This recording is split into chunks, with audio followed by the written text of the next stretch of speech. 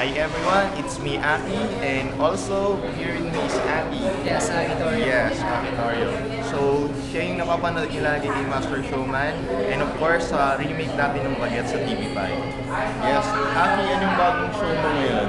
May yung bagong show ko po sa Signal Cable. Ang title po ay Wapak. Every Sunday po ang napapalabas, kaya abangan niyo po. Sa cable po yun. At manood po kayo ng The Fighting Chef. Ang showing na po this March 6. Yes. And Master Showman, Oh, napapanood of ka course. palagi, no? Opo, nasa Western Show po. Minsan kumakanta, sumasayaw. Siya nga yung laging kabiruan ni Kuya Jun. Samahan niyo po.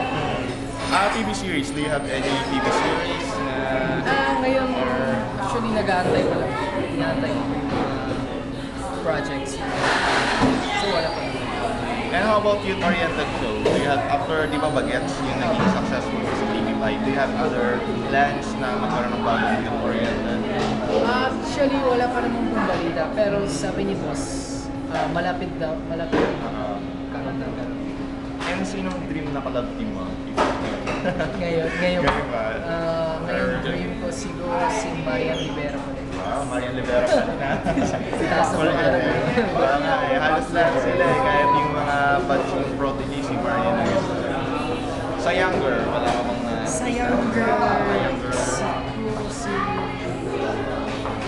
younger, wala pa naman. Kids as It's well. or si Yula. Yula, pwede. Yula Valdez. Baka ka naman. Mga ganun talaga, mga yagi. So yan, abangan natin si Aki and yes, sa next TV show. So it's Aki and also Aki. Thank you. Okay, thank you.